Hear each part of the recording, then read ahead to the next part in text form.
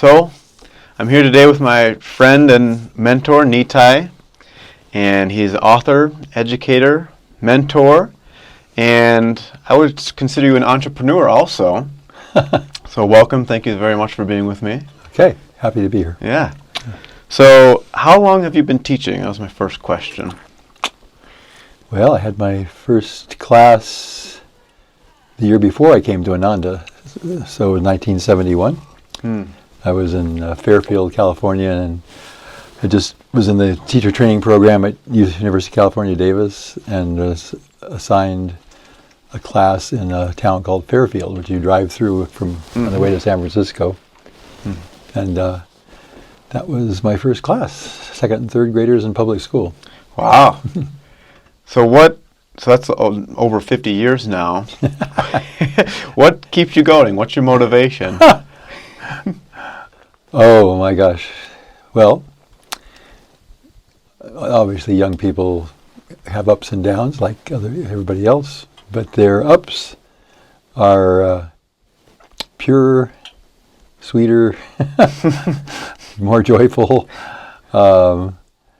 Just the brightness that you get around, young people. That depends on what situation you're in. Now, I just talked to somebody at lunch today who had been teaching junior high in a public school, and I said, "Oh, that's pretty challenging," because there especially in most situations, you've got a lot of very, in education for life terms, we would say heavy consciousness, just not uplifting. But when you get kids in different environments, and most kids actually, they'll show another side, and they show that that life is new, life is fresh, and you get to touch into that enthusiasm that's right beneath the surface. Yeah.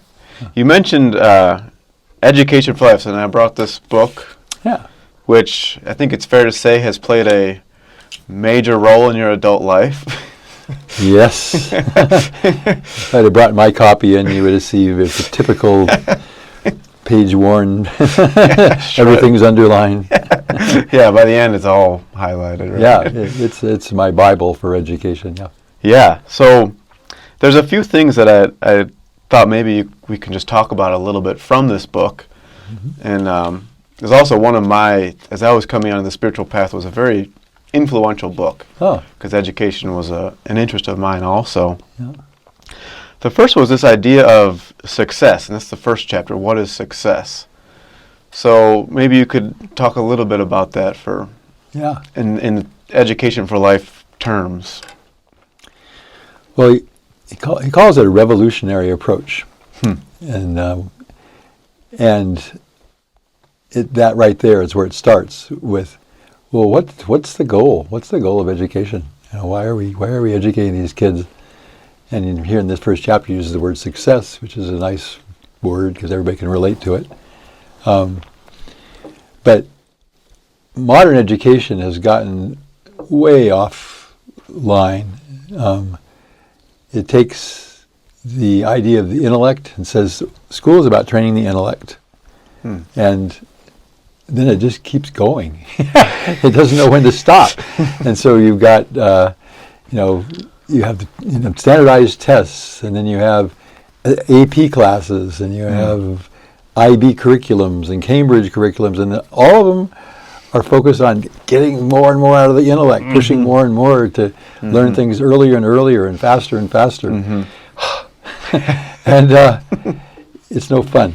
It's no fun for teachers, it's no fun for kids, no fun for parents. You see a lot of really sad things happening with tension and just also a loss of what's the word, aspiration, as I say. So you asked me about little kids. There's a joy that exists in little kids that will come out just spontaneously from time to time.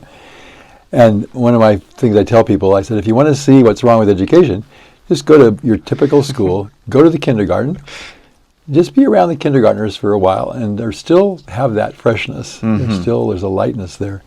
And then go from there to the 7th grade class, and feel the difference. Feel a difference in just the consciousness, and unfortunately, it's that way in most places. In most places, they're just so. Then why is that? Well, it's that school has deadened their joy, and since if you talk to most educators and mention the word joy, they're going to look at you, what? Who cares about that? Right. But in this chapter where he says success is being happy, finding happiness in your life. And, why do you want to have a big bank account? Why do you want to have a prestigious job? All these things. Well, people think it's going to make them happy. But in that chapter he talks about, well, if you look at it closely, it doesn't work. It's just, they're very rich people can be very unhappy people. Very prestigious people can be very unhappy people. They aren't synonymous. Some rich people are happy. Some prestigious people are happy, but it's not a synonym. And then the education makes the mistake of saying, "Oh, if we just go in this direction, that's going to serve the children the best." And Swami and J. Donald Walters in the book, because the name he used, says we need another approach. That's the same approach that Yogananda presented 50 years earlier than that, back in the 20s, 19th century, where he just said, we have to start to focus on these, what he called universal values, non-sectarian values, that are at the core of any worthwhile endeavor on the planet. Religions, if you look closely at all religions, they all have these same basic values: courage, kindness, compassion, whatever. And then he points out that even atheists tend to have the same value system. And so because we have shied away from that in our education with this overemphasis on the intellect, kids get very out of balance and they get very unhappy. They get very jaded. And that's what you see when you go up to the 7th grade classes. You just see kids that really don't care anymore. You mentioned the overemphasis on the intellect, and it reminded me of when I was in college. I was taking a differential equations class, which is a mathematics class, and it's basically you're doing equations. Instead of using variables, you're using other equations, and it's very intricate, very intellectual. And the teacher, he would always say, "Oh, this is like Euler's equation, the Euler's theorem," and he would give us a little background about the mathematicians, and he would always say, like, he became schizophrenic, and he actually was depressed and killed, he ended his life, and he went to an insane asylum, and it was like, made all of us in the class like, I don't know if I want to be studying. Yeah. No, that's it's imbalance. It's just the fruit of an imbalance, And unfortunately, you see teen suicides, all over the world, not just in one area, because that's the extreme. But I think that was one of the major inspirations for wanting to become a teacher. I found that the second leading cause of death in most young people was suicide. There was just this depression because of this unbalanced system that's currently being imposed upon them. Yeah. And before we started recording, I was explaining this is the New Dawn podcast, which is New Dawn, which is another term that Swami Kriyananda used for radio shows. Just there's this rising in human awareness and this evolution in human consciousness taking place. And what role do you see education playing in that evolution? Fundamental. And you see it. You see the kids are starved for this kind of stuff. So currently I'm working in, one of my main projects is in India, working in the public schools there. And we bring in some of these ideas in a pretty small dose. But the impact is way beyond the amount of time we spend on it, because these children are starving for these. You could say they're starving for spirituality, starving for consciousness, starving for expansion. And when they get a little bit of it, they get really happy and they get really excited about it. And the teachers, of course, too, start to resonate with it. But it's just it's something that has to happen. As you're saying, just the whole planet's changing that way. Mm-hmm. So how best to facilitate it? Well, education. You have the children there, and if you can approach it with this in mind, that this is the ultimate goal, it can seep into every corner of the curriculum, every aspect of it, and meet their needs on a much, much deeper and broader way. Right. Because, in the curriculum, too, it's still pretty standard curriculum. It's math, it's history, but it's just this different approach you're taking, right? Exactly, yeah. People always ask me, well, what's your EFL curriculum? And I say, well, it's the same thing as everybody else. You need to learn to add, you need to learn to read, and find out about how the world works. But how you do it is the real key to it. Mm-hmm. And you mentioned the curriculum in the book. It's real interesting, and you go in the book, the curriculum is the last chapter, the last regular chapter, because it comes naturally out of all the previous things, which is learning how to connect with the students, how to lead them in a expansive way, all these things. When you start there, the curriculum kind of takes care of itself. Now we're both teaching math. In math you are going to learn about equations, and maybe not differential equations, but at least quadratic equations somewhere along the line. And it's good. It's certainly challenging. It challenges your brain and stuff. But if you help the students see that what's really happening is that we're developing their capacity, their mental capacities that will be useful in other areas of life, like the ability to concentrate, the ability to be problem solution oriented, the ability to persevere when things get hard. Then memory, of course, play with memory things and logic and all these things. But it's like it's not an end in itself. These are tools. These are tools that we can develop that are going to help them find success in life. What's life about? Life is about a series of challenges that we all come up against. And how we deal with them is really going to determine, are we going to be overwhelmed by our challenges, or are we going to find a creative way to come at them in solutions and find an answer? So like right now, you and I both work with these young girls from Afghanistan. It's a perfect example, and it's so inspiring to see them. Yeah. So you see them, they're basically, their future is crushed by a political system that basically says women shouldn't be educated beyond 6th grade, I think it is. And so we've we have now about 25, 30 girls in the school who went through the experience of having being turned away at gunpoint from being able to enter their schools, and being told, just go home and don't come out. And emotionally being devastated. But then something inside of these girls, the ones that found us, said, there's got to be something else. There's got to be another way, which is pretty amazing when you're 15 years old, to start to think on that level when there are no educational possibilities in your whole country. It's pretty easy just to give up. But they didn't. And they found this resilience inside of them, and they just let me look somewhere else. And so they get online, they find places like ours, and then they see, oh, there's another way. And then they get to move forward. And they're some of the most inspiring students to work with because they really value it, because it's been taken away. And, I think for people in the West, it's hard to even comprehend that places like this still exist on the planet. And it goes back to what we were talking about. There's this evolution of consciousness taking place, and there's just these corners of the world, it seems like, that it hasn't happened yet, or it's happening, but so like under the radar. Very much. And you can see how education is playing a pivotal role in that. Yeah. And I want to take it back to one of the chapters from Education for Life, which was reason must be balanced by feeling.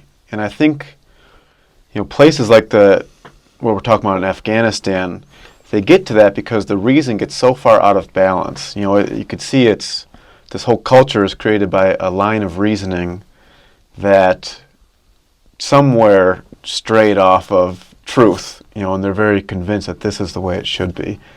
So could you talk a little bit about what does that mean, reason and feeling being balanced? Well, the first thing that comes to mind is, reason by itself can get lost, and usually does. Mm-hmm. And the first thing when you get lost, you lose humor, and it becomes very serious. It becomes very, gets into a power thing, and it's the first sign that something's off balance. Now, a lot of people in the world, especially males, are out of touch with their feelings, kind of de facto, unless they have an education, which is one of the things that's important, of cultivating awareness of feeling. And so it becomes, because, women are much more in touch with feeling. Just, I don't know why, but it's just the way it works. And I remember I had this, I was substituting at the school here at Nanda Village for a 4th and 5th grade class. And I think there were 8 or 9, let's say there were 8 children in the class, and they were 4th and 5th graders. And so I thought, I'm going to do a class on feeling. And so I came in and I said, okay, today we're going to have a class about feelings. Anybody have anything they want to say about it? And 4 hands went straight up. In fact, some of them were going like this. and the other 4 were looking like, what is he talking about? And it was gender specific. Every girl in the class had her hands up. Every boy in the class couldn't understand what I was talking about.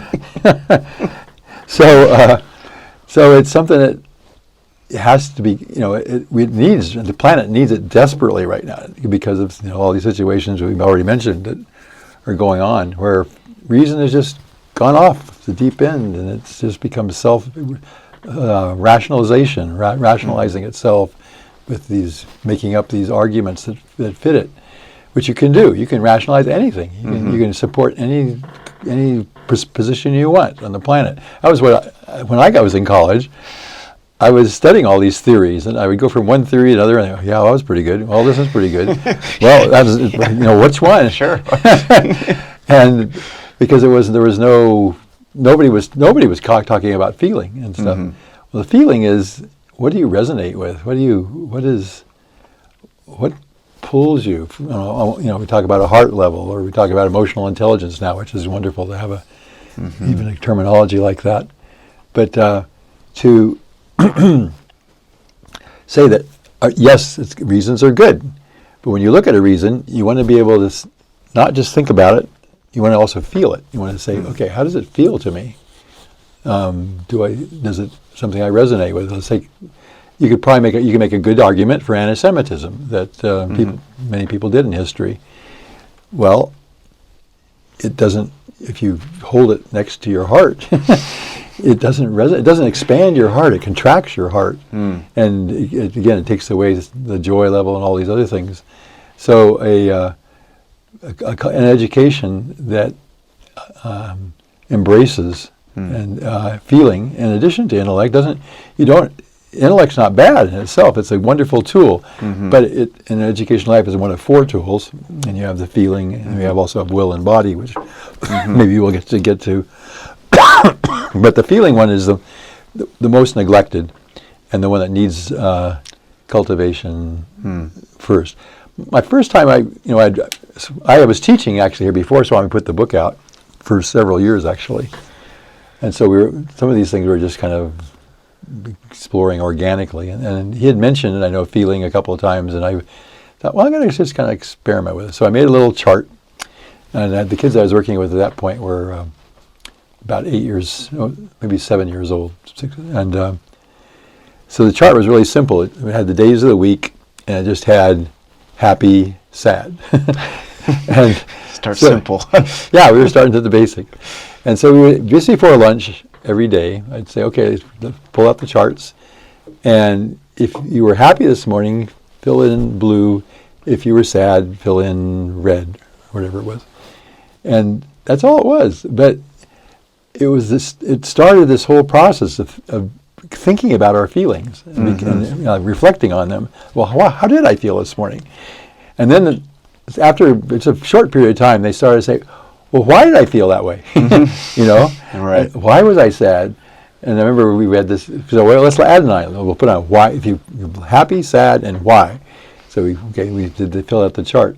And then one boy came up to me after a week or two, and he says, you know, I'm happy and I can't figure out why.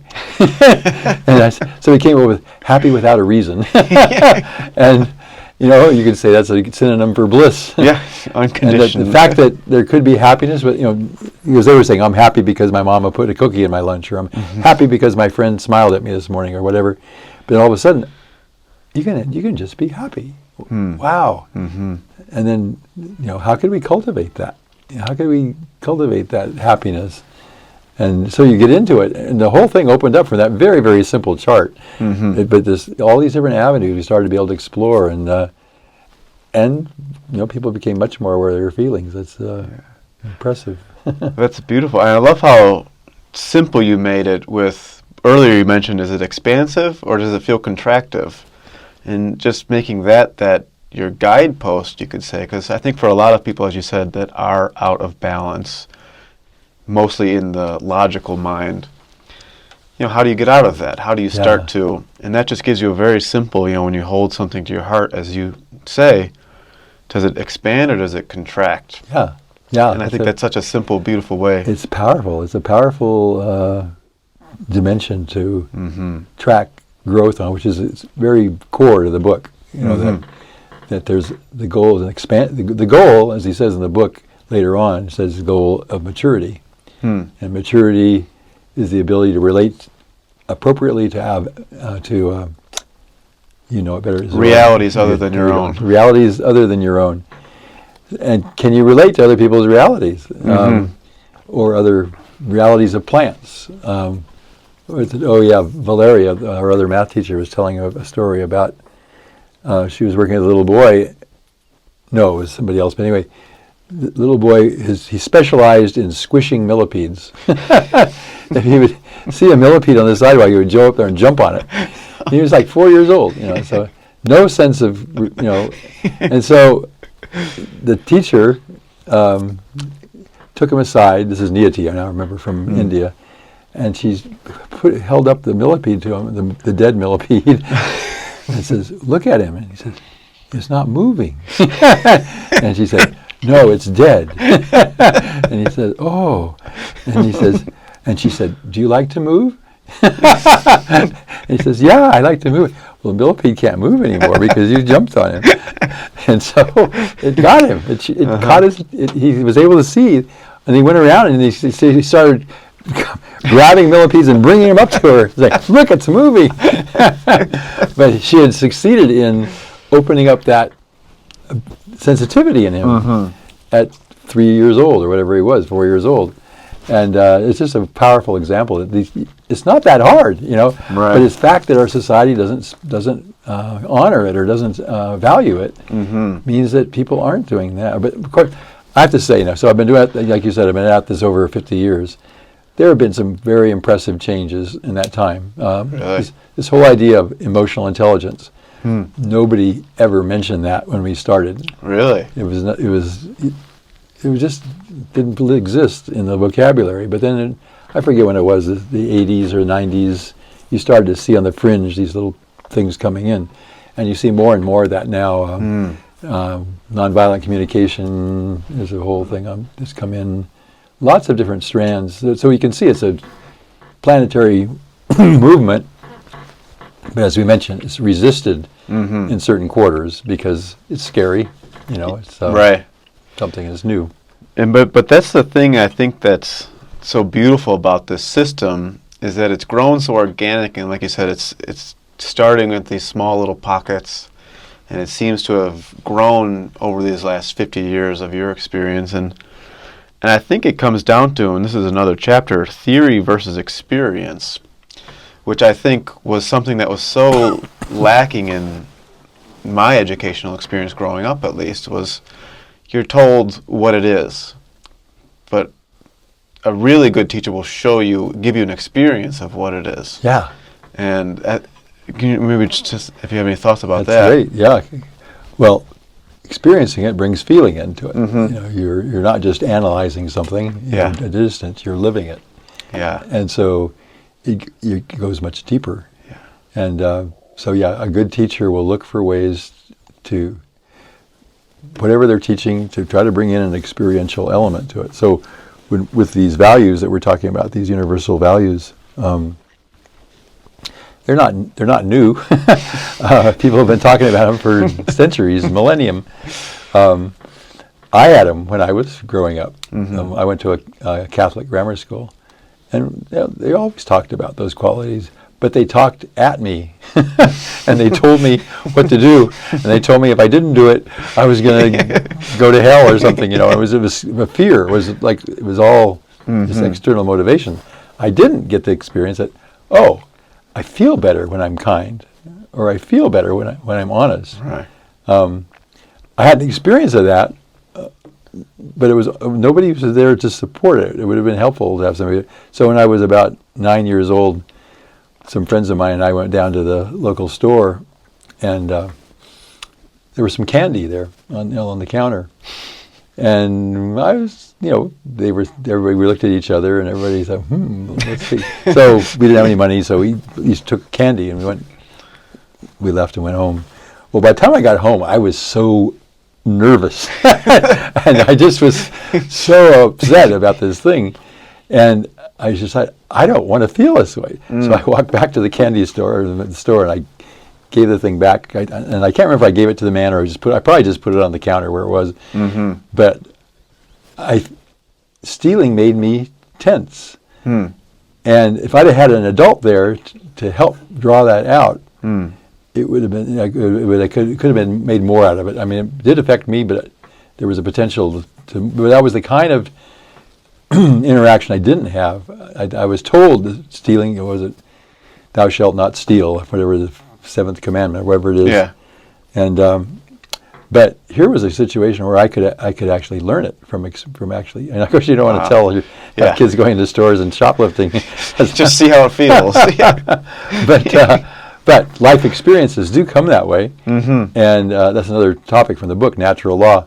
But there is a series of lessons. If a sensitive adult, a wise adult, is around, they can help the child learn from them and recognize them as lessons and go. So, it's very, very important. Yeah, there's a story I'm reminded of.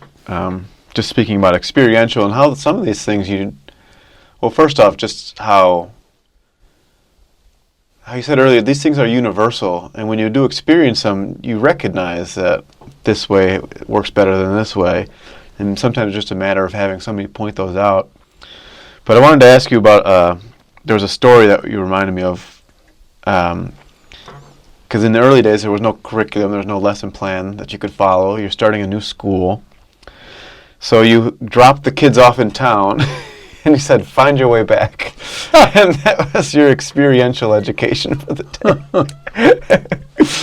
That was actually on one of our service adventures. And I had a group of teenage guys who were, I guess we talk about willpower. That was one of the 4 tools, and they need their willpower challenged. So if you're working with that group, you have to keep looking where can I do this? So this came up organically. We had gotten to a place, I think it was in Peru, and I didn't have a reservation. I hadn't made reservations ahead of time. And so it was lunchtime, and we were sitting in the little piazza, and they said, where are we going to stay tonight? And I thought, I said, okay. And I said, we don't have a place. But we're going to divide up in groups. We're going to divide up in groups. I get 3 or 4 in each group. And I said, you guys go out and see what you can find for a place for us tonight. And then come back at a certain time, and we'll meet, and we'll decide on which place you want to go. So that was definitely experiential education. Yeah. How did they do? We did fine. They found a place. You didn't lose anyone? They were again, teenagers, especially teenage boys, they're starving for the ability to exercise their will, and if the teacher can find a constructive way to challenge it, like which is that, they just and because if everything's always done for them, if I'm the one finding the room and all this stuff, they take it for granted, and they don't. They're looking for a way to rebel, or we can have it, but no need to rebel. And after those situations, they were just completely, they'd had their challenge. They'd seen the pluses and minuses, and they were satisfied. So, that's such a beautiful story, because I think in traditional education, the will is stifled, very much so. It's you're taught to be obedient. Yeah. And Education for Life, it seems like it emphasizes will as a primary importance and actually encourages its development. So what are some ways that, as a teacher, well, first off, maybe you could tell us what are the 4 stages of tools of maturity, because you mentioned them once or twice. Yeah. So we start with the concept of maturity, which is going back to the very beginning, what makes for success. Well, success in the deepest sense is expanding our awareness, expanding our consciousness, being able to relate to bigger and bigger realities. That's so obvious in kids, They're always looking to try to push the envelope. Okay, what happens if I climb this tree if I'm 4 years old, or what it is? And as long as there's that way to expand, they're satisfied, they're content. But when those ways are all blocked off because of, no, you can't do that, no, you can't do that, then that will is stifled, and it becomes a negative thing. So the teacher's always looking for ways to just, okay, what can I do? Like if you're teaching a history class, just even giving them options of so you have a theme you're going to study, but even just giving them a choice, or there are different ways to approach this, exercising their will. Math class, what I've gotten into is kind of a self-paced math class, where I don't just teach. I don't say give a lecture every time, but we have the materials all there, but they can go through it at the pace that matches their ability level, and it works. If I spoon feed everybody at the same pace, it might work for the kids in the middle. Maybe it might be at their level, but some of the kids are going to be confused because we're going too fast, and some of the kids are going to be bored because we're not going fast enough. But again, the self-pacing allows them their will to come into it and say, okay, how fast can you go? And, let's see, let's try it out. I had a girl last week who just said, I'm ready to go really fast. And I said, okay, let's go. And she had an A on her last test. And so she zoomed ahead for a week. And then she got a D- on the next test. Too fast. It was just a reality check. And, well, looks like we went a little too fast. Yeah. So what can we learn from that? And not that it's a failure, but what can we learn from it? And this is a chance to learn, just going fast isn't the only part of the answer. There's more to it, and I have to learn to be sensitive to it and stuff. So, yeah, there's each one of these is a gold mine when you get into it. Like if you did like that one question, how could I challenge my students' will? Well, at first you may not even have a good answer, but even asking the question is going to orient you toward the potential. And what I found is as soon as you ask the question, you start to get answers. And so again, how do I challenge the children's will? How do I develop their feelings? How do I create a balanced intellect? And by balance, I mean it's connected to feelings and will. And then the body. The body is a tool for making everything else work. And when your body doesn't work very well, it affects your will and everything else. So you have to learn how to keep the whole body thing moving along in a healthy way. So they all 4 tools are equally important, and they do have different emphases. You probably want to get into that. We call them stages of maturity. So we have tools of maturity. We have maturity, the goal of expansion, and we have the 4 tools of how to cultivate that body, feeling, will, and intellect. And then when do you emphasize each one? And then that's when, it's very obvious that the body is the beginning years of life. And then, which is not so obvious, because we haven't explored feeling very much in our society, but the more I work with it, the more I see, yes, this 7 to 12 years is what he says in the book. 7th to 12th years, they're called the feeling years. And it is a time when you can start to, you have feelings all the time.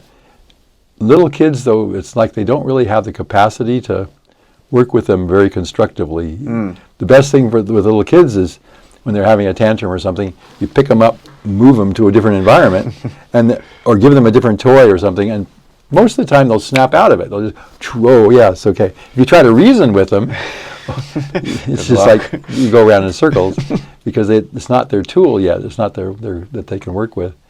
But when they get to 7 to 12, they can work with their feelings. I know my grandson's just starting that age level now, and we get into role-playing different scenarios that maybe didn't work so well, and he loves it. He loves it to just try out things from different angles, and, oh, I want to be that person. I want to, just... So there are many tools now. If you look on the internet, you can find a lot, too. Again, if you just ask the right question, how do I cultivate these things? The will one, I haven't seen as many things. I mean, the feeling thing has been coming along nicely over the last few decades, but I think the will thing still needs to be cultivated a lot more. Yeah. So. Well, it seems like such a balanced approach to education because you're looking at the whole student, which I think is amazing. So, moving on from education for a little bit, but I wanted to ask you about, because you have several really exciting things happening in your world right now, several projects that you're working on, with India, Afghanistan, these online schools. So, what's one of the ones that's, maybe we just want to talk a little bit about some of these projects that you're working on. Okay. So all this stuff has just kind of come out of the blue from my perspective. As I thought I was just doing this little school out in the country. Which I should mention started in a little chicken coop, right? Right. We started in an abandoned chicken coop, and that was the nice, humble beginnings. But these things have opened up. So gradually people start to hear about what you're doing, and so this one lady from India found out about Education for Life. So she asked if is it possible to bring Education for Life into the Indian school system? And I said, I don't know, but we could try. And so that's where I've been the last 3 years, working on that project. We have 4 main schools we've been working with up to date, and it's a total of about 2,000 students, maybe about 100 teachers, and just a chance to say, well, how could we bring...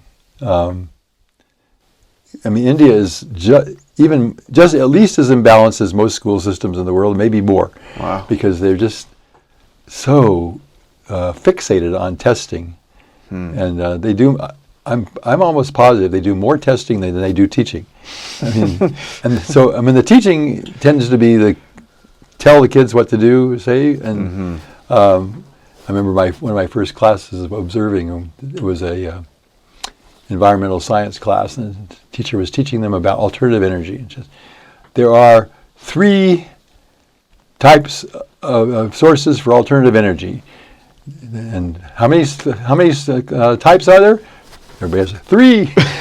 Okay, they are solar power, water power, and wind power.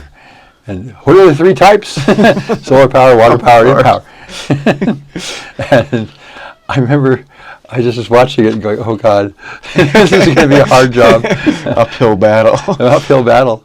And so she turned to me and says, do you want to say anything? And I said, I said, so we've heard that there's 3 approaches to solar power, to alternative energy, sorry. Can anybody think of a 4th? And dead silence in the class. They had never been asked a question like that. And we just sat there in dead silence. And then I said, well, you guys think about it. Next time I come, and this one guy, very quiet guy, he just kind of raised his hand as I was getting ready to leave. He says, I have an idea. I said, what? He said, clouds?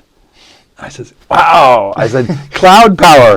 I said, nobody's ever thought of that before that I know of. You could be the one that developed, because maybe there is a way to harness clouds. Who knows? And it was just like this whole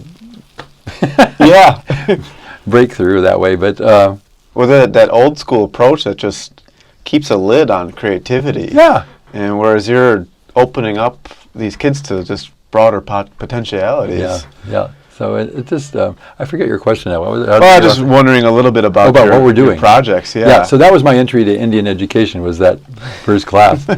But then I actually, just to give it credit, I had, I got to see the other side of it, that there are teachers out there around the world who intuitively know these things, know this. They don't know what education for life is, but they know the principles from their own experience. So in that same time, I went to another classroom, and the lesson was mandated by the federal government on that day, that on April 13th, you're going to learn about monuments of India. And you think about that, oh God, what an incredibly boring topic. And so I went into the class, 35, 40 kids in the class, and there was one teacher. She was getting ready to retire at that point. So she'd been teaching probably 30 years. And I watched her, and I was amazed. She started out and said, well, okay, we're talking about monuments of India. Who's ever visited a monument in India? And so immediately she got their input. And they were, I have. I went to the Taj Mahal, or I went to, this. And so that was where she started with. So she immediately involved them. And then she went into, okay, what kind of different, somehow we got into temples. He says, what happens in a temple? And then people are saying, well, you worship and you do pujas and stuff. And he says, yeah, do you know that they also meditate in temples? He says, let's try to meditate. So all of a sudden, the whole class is meditating. And then at the end, as she was getting ready to go, she says, okay, now we have a couple extra minutes. Who can show what it feels like to be a monument? So she had this incredible breadth and depth. And I told her, I said, you're an EFL teacher. Because she had just, on her own, she discovered all those things. So that's very encouraging when I find that. Yeah. And I found that over and over again all around the world. I find that some teachers you'll talk to, and that there's just an immediate resonance, and you know that they get it. Yeah. I imagine it's I've never taught in a public school, but I imagine it's just such, not only more interesting for the students, but for the teachers as well. I can only imagine having to do the same lesson plan. It's deadly. For 30 years. Yeah. Actually, I remember, because originally when I was in college, I was being trained to be like a public school teacher. And, I forgot what they call them. It's not quite residency, but you go shadow in other schools. Kind of like an intern. You had to get so many hours, observation hours. And I remember this woman, she was about to retire, and she pulled me aside and she said, don't do it. She said, run, do something else with your life. Yeah. Because it was just, soul-sucking in many ways. So that's where this whole bias is leading us. The lessons are proscribed by some committee somewhere that has nothing to do with kids. And they're mandated, because you have to, if you don't teach this, if you don't cover this subject, they're going to be tested. And your class is going to get a low score. That means the school is going to get a bad reputation. You're going to get a bad reputation. So there's enormous pressure to have to toe the line to do this, and you just die on the vine because there's no space for creativity, no space for following inspiration. If some of the kids get all excited about some of my best lessons ever were always ones that were completely unplanned. They just happened on the spur of the moment. Right. All of a sudden, something happened, and we followed it up, and great things happened. When I have the book I have, it's called For Goodness Sake. It's basically a collection of those moments that were not planned, so they just happened. Yeah, and you just follow that energy. You follow it, but if teachers don't get a chance to do it, it's a very then you're there, you're imposing the information, and then the kids are up. They don't want to do it, and then you become a disciplinarian, and and who would want to do that? Right. Yeah. Some of your other projects you have this online international high school, which I have a pleasure to be a part of. Yeah. And there's other things happening in Afghanistan too. And I'm curious to What is it? What are your feelings? What is it like for you, having gone from, chicken coop classroom, where you're just trying to figure all these things out, to now EFL is spreading and having a big influence on teachers and students and uplifting consciousness? What's that experience like, looking back? Oh my gosh, it's so long ago, but it's the same. It all comes from the same core. When you get into this basic thing of expanding consciousness is your model, it's universal, and it works no matter what just your situation is. Whether you're in a classroom with 40 kids in India or kids and 6 people in a chicken coop in rural California, it's just the same dynamics, and just see that, this is replicable anywhere, and it needs to be. The planet really needs this style of education. That whether they call it EFL or not is not that important, but we got to make the changes for the planet's sake. Yeah, I think that's beautiful, and I think maybe we'll end it there. Thank you so much. This has been really inspiring to hear some of these stories and to get to sit down with you for this time. And I always enjoy talking about these things. It's just as you asked me why I'm still doing it. I'm 78 now, and most people are well retired, but I go, why?